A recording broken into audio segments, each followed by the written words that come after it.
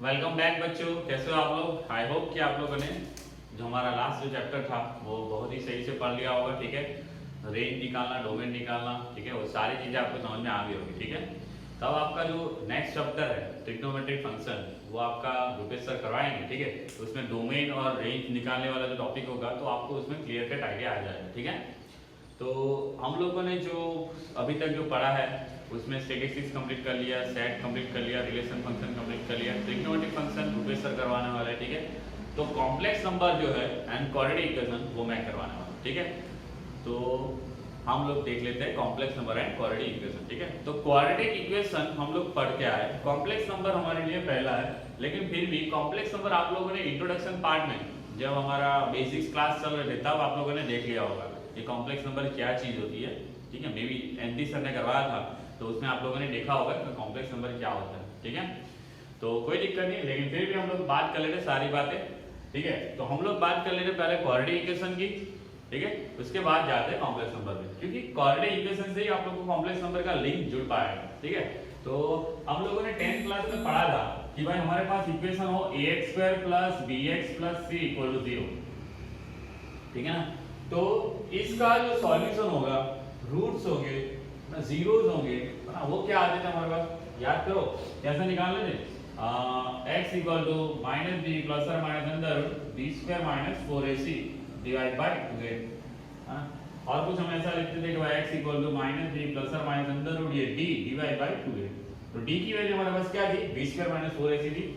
और हम लोगों ने ऐसा पढ़ा था वहां कि जब d की वैल्यू ग्रेटर देन 0 होगी तब हमारे पास क्या सॉल्यूशन आएंगे, डिस्टिंक्ट एंड रियल रूट आएंगे। याद करो, रियल रूट ऐसा लिखा था हमने। ओके, जब आपके पास d = 0 आता था तब हमने क्या बोला था, इक्वल एंड रियल रूट आएंगे, है ना। तो ये पढ़ रखा आपने। सबसे इंपॉर्टेंट चीज, अब जब d इज लेस देन 0, मतलब d की वैल्यू नेगेटिव आ जाए तब हमने क्या लिखा था, याद करो, imaginary root, imaginary and unequal root. ठीक है, इमेजिनरी एंड अनइक्वल रूट। ठीक है, तो वही इमेजिनरी एंड अनइक्वल रूट्स जो निकालने होते थे वहां पे हम लोगों ने रुक गए थे 10th स्टैंडर्ड में। ठीक है, तो उसके बाद का जो पोर्शन है वहीं से ये d लेस देन 0 वाला जो पोर्शन है वही हम लोग क्वाड्रेटिक इक्वेशन में पूरा कंप्लीट करेंगे। ठीक है, अब ये जो इमेजिनरी रूट जो है वो क्या चीज है उसके बारे में डिस्कस कर लेते हैं। ठीक है, वो कैसे रूट्स होते हैं उसको इमेजिनरी रूट बोलते हैं, और कब हम लोग रुक जाते थे 10th में, और कब अब वहां से हम कहां से हम स्टार्ट करना है वो यहाँ पर पढ़ने वाला है। ठीक है, तो मान लो हमारे पास इक्वेशन है x² = x² + 4 = 0 है। ठीक है, इसको सॉल्व करना है, x की वैल्यू निकालनी है, तो मैं सीधा सीधा यहाँ पे क्या कर लूंगा, 4 को उस साइड ले जाऊंगा, -4 हो जाएगा, और स्क्वायर रूट निकालने की ट्राई करूंगा। तो बच्चे बोलेंगे कि जो सर -4 का तो स्क्वायर रूट आएगा ही नहीं, है ना। मान लो आता हो तो कैसा दिखेगा, वो ऐसा दिखेगा, x = ±√-4 दिखेगा, याद कर लो। ठीक है, अब ऐसा लिखूंगा तो हम लोग बोलेंगे सर -4 तो अंडर रूट का फंक्शन में आता ही नहीं, हमने हर बार बोला है कि इसकी डोमेन तो क्या होती है, 0 और 0 से बड़ी होती है, याद करो, है ना, लास्ट चैप्टर में पढ़ा था। ठीक है, तो यही चीज जो है यहां से हमें थोड़ा चेंज करना है। ठीक है, तो ये इमेजिनरी नंबर है वो क्या चीज है उसका थोड़ा डिस्कशन कर लेते हैं। ठीक है, तो हम लोगों ने एक नंबर सिस्टम डिफाइन किया है, मतलब हम लोगों ने, मतलब मैथमेटिक्स है ना। ठीक है, तो उसका नाम है आयोटा। आयोटा, आयोटा किससे डिनोट होता है, स्मॉल आई से डिनोट होता है। कैसे डिनोट होता है, स्मॉल आई से, और ये स्मॉल आई है उसकी वैल्यू उन लोगों ने ले ली है √-1। ठीक है ना, क्या ले ली है, √-1। तो भाई साहब इसका i² करूंगा तो क्या आ जाएगा, -1 आ जाएगा, है ना। i³ करूंगा तो क्या हो जाएगा बच्चों, i² × i करेंगे तो i² की वैल्यू ऑलरेडी -1 है, तो आंसर क्या आ जाएगा, माइनस आ जाएगा, क्या आ जाएगा, -i। और थोड़ा और बढ़ाते हैं, i⁴ करेंगे तो क्या आ जाएगा, i² × i² लिख सकता हूं मैं, ठीक है ना। i² स्क्वायर की वैल्यू -1 है, इस आई स्क्वायर की वैल्यू -1 -1 +1 आ जाएगा, ठीक है ना। तो i की वैल्यू अंडर रूट -1 है, i स्क्वायर की वैल्यू -1 है, i क्यूब की वैल्यू -i/4 की वैल्यू 1 है। तो ये जो आयोटा है वो इमेजिनरी नंबर है, क्या है, इमेजिनरी नंबर है। तो इस तरह से डिनोट होता है। अब बच्चों ध्यान से देखो, यहाँ पे मैं ऐसा लिख सकता हूँ x इक्वल टू प्लस और माइनस -1 into 4 प्लस और minus under root I square into 4, है ना। देख लो आई स्क्वायर की वैल्यू -1 है, तो यहाँ पे आई स्क्वायर लिख सकता हूँ। तो प्लस और minus under root 4i square आ गया, तो इसका स्क्वायर रूट निकालो तो क्या आ जाएगा 2i, क्या आ जाएगा 2i। तो हमारे पास x स्क्वायर इक्वल टू -4 था, तो उसके सॉल्यूशन क्या है हमारे पास, x equal to +2i, x equal to +2i and x equal to -2i, ठीक है। ओके चलो, तो कोई बोलेगा सर ये थोड़ा अजीब है, हाँ लेकिन है, यही हमारा आंसर है, ठीक है ना। तो ये हमारे कौन से नंबर हो गए, इमेजिनरी नंबर है, इमेजिनरी रूट हो गए, कौन से रूट हो गए बच्चों, इमेजिनरी रूट, ठीक है। और उसको थोड़ा वेरीफाई करना हो तो वेरीफाई भी कर सकते हो बच्चों, कोई दिक्कत नहीं है, ठीक है ना। मान लो मैं ले लेता हूं x इक्वल टू +2i, इसका दोनों साइड स्क्वायर कर लेता हूं, तो x स्क्वायर हो जाएगा, 2 का स्क्वायर कितना हो जाएगा 4 हो जाएगा, और ये क्या आ जाएगा i स्क्वायर। तो i स्क्वायर की वैल्यू ऑलरेडी आपके पास -1 ले रखी है, तो भाई x स्क्वायर की वैल्यू क्या आ जाएगा -4, चेक कर लो, है ना, सेम ही आ रहा है। और यहाँ पे फिर से यहाँ पे दोनों साइड स्क्वायर कर लोगे तो क्या हो जाएगा 4i स्क्वायर हो जाएगा। तो भाई i स्क्वायर की वैल्यू -1 है, तो -4 फिर से आ गया, सेम ही, कोई दिक्कत नहीं, समझ में आ रहा है कुछ। तो हम लोग अब इसके साथ भी डील करेंगे, तो वो कौन से नंबर हो गए, इमेजिनरी नंबर हो गए, क्या हो गए बच्चों, इमेजिनरी नंबर, ठीक है ना। ओके, तो बच्चों आप यहाँ पे देखो, तो मैंने i की वैल्यू -1 लिया है, i स्क्वायर की वैल्यू -1 लिया, i क्यूब की वैल्यू हमारे पास -i/4 की वैल्यू आई 1, ठीक है। i/5 की वैल्यू क्या आई बच्चों, तो कोई बोलेगा सर i/5 मतलब i/4 into i लिख सकते हो, तो i/4 की वैल्यू 1 आई, तो इसकी वैल्यू क्या आ जाएगी, i आ जाएगी। i/6 की वैल्यू बात करूं तो क्या आ जाएगा, i/5 into i कर सकता हूं मैं, तो i/5 की वैल्यू i है ऑलरेडी, into i, तो क्या आ जाएगा i स्क्वायर, का मतलब क्या हो जाएगा -1। हम लोग बात करें तो 7 की बात करो तो i/6 into i बन जाएगा, तो i/6 की वैल्यू -1 है, तो क्या आ जाएगा माइनस आ जाएगा। i/8 की बात करूं तो i/7 into i लिख लो, तो ये -i into i हो जाएगा, तो क्या आ जाएगा -i into i स्क्वायर हो जाएगा, i स्क्वायर की वैल्यू -1 है, तो ये माइनस माइनस प्लस 1 आ जाएगा। तो बच्चों यहाँ पे थोड़ा ध्यान से देखो तो कुछ पैटर्न फॉलो हो रही है, ये देखो, ये देखो, ये देखो, और ये फाइनल देखो। तो जब भी i/4 i/8 तो वहां पे हमारे पास आंसर क्या आ रहा है 1 आ रहा है, i/3 वहां पे -1, i/7 वहां पे -1, i स्क्वायर -1, सॉरी कुछ लोग, हाँ सही बोला, i square -1, i/6 -1, i under root -1 मतलब i ही हुआ ये तो, और i/5 i आ रहा है, समझ में आ रहा है कुछ। तो यहाँ पे i/4 i/8 मतलब क्या बोल सकता हूँ, i/4n जब होगा तो ऑलवेज आंसर क्या आएगा आपका 1, 4n मतलब PMI यूज कर रहा हूँ यहाँ पे, फरज भाई मगन भाई ईश्वर भाई, है ना, मतलब प्रिंसिपल ऑफ मैथमेटिकल इंडक्शन वही यूज कर रहा हूँ कि भाई i/4 है 1, i/8 है 1, तो मतलब 4 का मल्टीपल पावर में जब आएगा तो आंसर क्या आ रहा है 1। मैं क्या लिख सकता हूँ i/4n = 1। थोड़ा और आगे बढ़े, हाँ, तो i/4n + 1 करूंगा तो भाई साहब ये तो 1 हो जाएगा, उसके साथ i आएगा तो क्या आ जाएगा, i आ जाएगा। i/4n + 2 करूंगा पावर में तो क्या आ जाएगा, ये -i आ जाएगा। कुछ समझ में आ रहा है, आया ना, नहीं समझे, नहीं गलत बोल दिया, नहीं सही है, i into i, इसके साथ i होगा तो -1 आएगा बच्चों, क्या आएगा -1, i स्क्वायर हो जाएगा -1, ठीक है।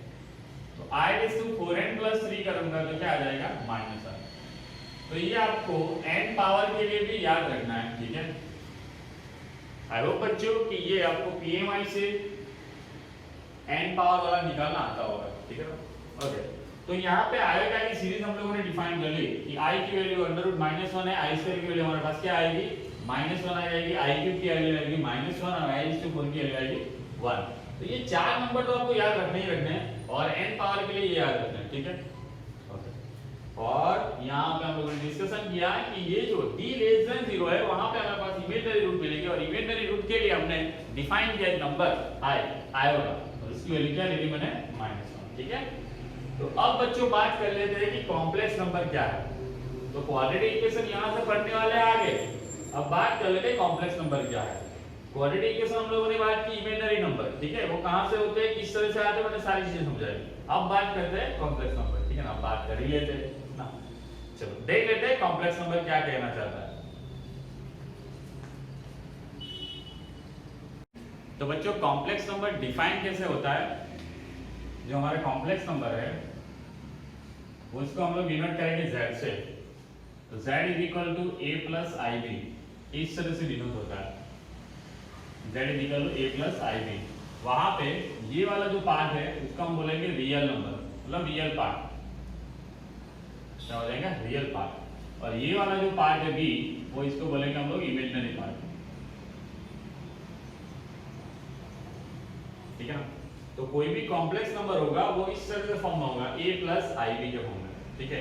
i आपका इमेजिनरी नंबर है, तो इमेजिनरी नंबर के साथ b मल्टीप्लाई हो गया तो इसको बोल लिया ये b जो पार्ट है इमेजिनरी पार्ट हो गया, ठीक है। यहाँ पे a और जो b है वो रियल नंबर होंगे, ठीक है, a और b रियल नंबर होंगे, ठीक है। यहाँ पे z = मैंने क्या लिखा a + ib लिखा, ठीक है। मान लो मैं ऐसा लिख दूं z = 3 + 2i, ठीक है ना। तो इसका रियल पार्ट क्या हो जाएगा 3 हो जाएगा, इमेजिनरी पार्ट क्या हो जाएगा, इमेजिनरी पार्ट हमारा 2 हो जाएगा, ठीक है। ओके, जो रियल पार्ट होता है ना बच्चों, तो उसको हम लोग रियल पार्ट ऑफ z इस तरह से डिनोट कर सकते हैं re ऑफ z, ठीक है। इमेजिनरी पार्ट को im ऑफ z, मतलब इमेजिनरी पार्ट ऑफ z, तो ये 2 हो गया। तो जो भी आपको कॉम्प्लेक्स नंबर डिफाइन दिए होंगे, जो भी आपको कॉम्प्लेक्स नंबर दिखेंगे वो इसी तरह से दिखेंगे, किस फॉर्म में, z = a + ib। वहां पे जो a है उसको हम लोग रियल पार्ट बोलेंगे क्योंकि उसमें सिर्फ रियल नंबर होंगे। ये वाला जो पार्ट है उसके अंदर इमेजिनरी नंबर आयोटा मल्टीप्लाई हुआ है, तो दैट्स व्हाई ये वाला जो पार्ट है b उसको हम लोग क्या बोलेंगे, इमेजिनरी पार्ट बोलेंगे। और z = 3 + 2i लिखा है आपका, तो मैंने 3 यहां पे क्या बोला रियल पार्ट और 2 क्या बोला मैंने इमेजिनरी पार्ट। मान लो कोई नंबर z = 3 - 2i लिखा, ठीक है, तब इसको जो रियल पार्ट है re ऑफ z वो क्या हो जाएगा 3 और इमेजिनरी पार्ट कितना हो जाएगा -2। समझ में आ रहा है कुछ? ओके, तो मैंने ऑलरेडी बोल रखा है कि a एंड b क्या हो जाएगा रियल नंबर हो जाएगा, ठीक है। और b के साथ i मल्टीप्लाई कर दो तो ये हमारा इमेजिनरी नंबर हो गया, समझ में आ रहा है, इमेजिनरी नंबर। और b जो है हमारा इमेजिनरी पार्ट हो जाएगा, ठीक है। a एंड b क्या हो जाएंगे रियल नंबर। तो आई होप बच्चों ये कॉम्प्लेक्स नंबर आपको समझ में आएगा किस तरह से डिफाइन हुआ था, ठीक है। ओके, मान लो अब दो कॉम्प्लेक्स नंबर की बात करूं, z1 हम लोग ले लेते हैं 3 + 2i, ठीक है, और दूसरा z2 = मैं लेता हूं x + iy, मतलब y जो लिखना चाहो लिख सकते हो, ठीक है। तो यहाँ पे ये दो नंबर इक्वल है, क्या है इक्वल, z1 = z2। दोनों कॉम्प्लेक्स नंबर इक्वल होते हैं तब कब इक्वल होंगे, उसके जो रियल पार्ट है वो भी इक्वल होगा और उसका इमेजिनरी पार्ट है वो भी इक्वल होगा। मतलब मान लो ये दोनों नंबर कॉम्प्लेक्स नंबर इक्वल है तो हम लोग क्या लिख सकते हैं इसके बारे में, लिख सकते हैं कि x = 3 हो जाएगा और y = क्या हो जाएगा 2 हो जाएगा। समझ में आ रहा है कुछ? यहाँ पे जो x और y है उसकी वैल्यू आपको मिल गई, समझ में आ रहा है। मतलब जब तो कॉम्प्लेक्स नंबर इक्वल दे रहे हुए तो इस तरह से उसको कंपेयर करके आप लोग लिख सकते हो। क्या हो सकता है, उसका रियल पार्ट भी इक्वल हो जाएगा और उसका इमेजिनरी पार्ट भी इक्वल हो जाएगा, है ना बच्चों। ओके, अब यहाँ पे मैंने इक्वालिटी की बात कर ली कॉम्प्लेक्स नंबर की। अब थोड़ा कॉम्प्लेक्स नंबर के अलजेब्रा के ऊपर चलते हैं, क्योंकि ये नंबर सिस्टम आपके लिए पहले नहीं है, तो हर नंबर सिस्टम में हम लोग अलजेब्रा से ही स्टार्ट करते हैं, ठीक है ना। तो डिफाइन कैसे हुआ होता है वो आपको समझ में आ जाना चाहिए कि a + ib, a real part, b imaginary part, a and b real number, i जो है हमारा इमेजिनरी नंबर। रियल पार्ट को कैसे डिनोट करोगे, re of z imaginary of part of z, वो इमेजिनरी पार्ट आ जाएगा। ठीक है, आई होप बच्चे यहाँ पे समझ में आया होगा। ठीक है, अब बात कर लेते हैं algebra of this complex number. तो अलजेब्रा में पहला ऑप्शन हमारा हो जाएगा, क्या हो जाएगा बच्चों, तो सभी को पता है अलजेब्रा जेब्रा जेब्रा जेब्रा क्या हो जाएगा, एडिशन, है ना, कॉम्प्लेक्स नंबर। तो अलजेब्रा ऑफ कॉम्प्लेक्स नंबर की बात करो तो पहला ऑप्शन हो जाएगा हमारा एडिशन ऑफ कॉम्प्लेक्स नंबर।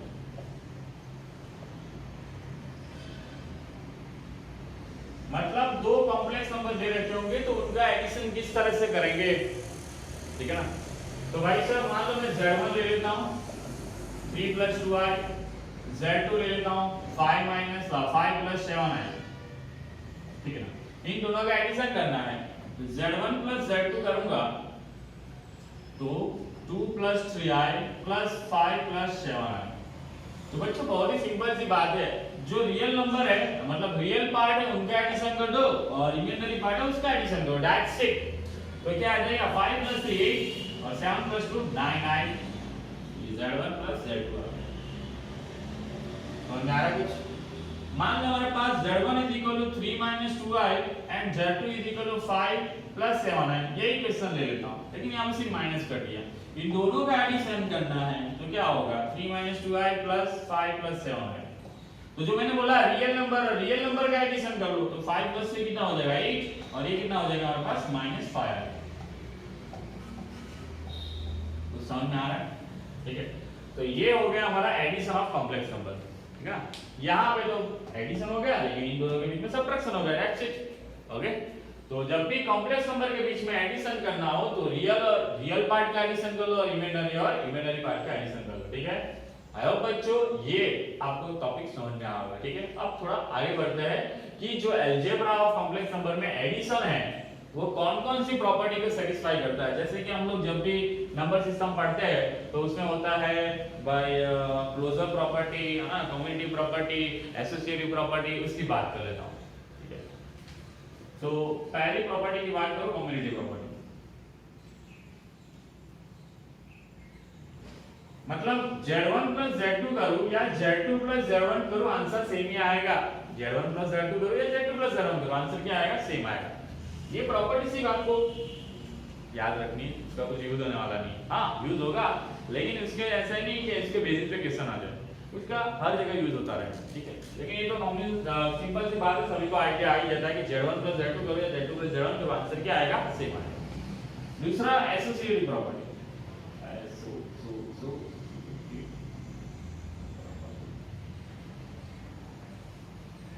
मतलब z1 + z2 + z3 तीन नंबर के बीच में एडिशन कर रहा हूं और यहाँ पे मैंने पहले ये z2 और z3 के बीच में एडिशन कर दिया तो वो एडिशन किसके इक्वल आ जाएगा, मान लो z1 + z2 के बीच में एडिशन करो और z3 के बीच में बात नहीं करो तभी भी आंसर क्या आएगा, सेम आएगा। क्या आएगा बच्चों, सेम, ठीक है। आई होप बच्चों ये समझ में आ रहा है, ठीक है, ओके, समझ में आ रहा है, ठीक है। तो यहाँ पे मैंने कॉम्प्लेक्स नंबर डिफाइन किया, फिर रियल पार्ट इमेजिनरी पार्ट क्या होता है वो बताया, कॉम्प्लेक्स नंबर इक्वालिटी क्या होती है वो समझा, तो हमारा रियल पार्ट और इमेजिनरी पार्ट इक्वल हो जाता है। फिर एडिशन ऑफ कॉम्प्लेक्स नंबर देखा, उसकी प्रॉपर्टी देखी और थोड़ा आगे बढ़ लेते हैं, ठीक है। यहाँ बहुत पूरा बच चुका है तो थोड़ा इसको रफ करके आगे बढ़ते हैं, ठीक है। आई होप बच्चों की यहाँ तक आपको समझ में आ गया होगा।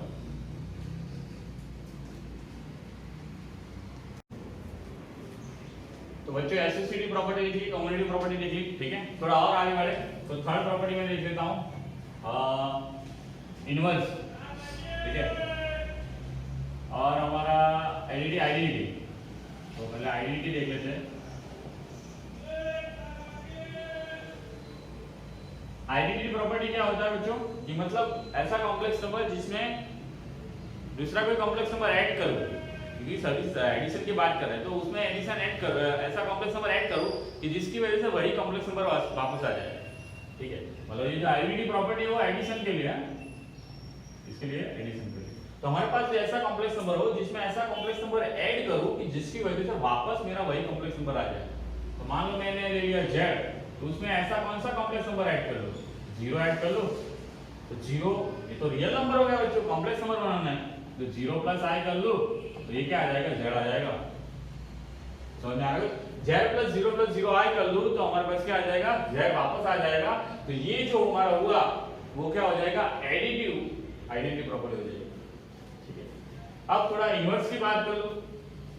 इनवर्स क्या हो जाएगा,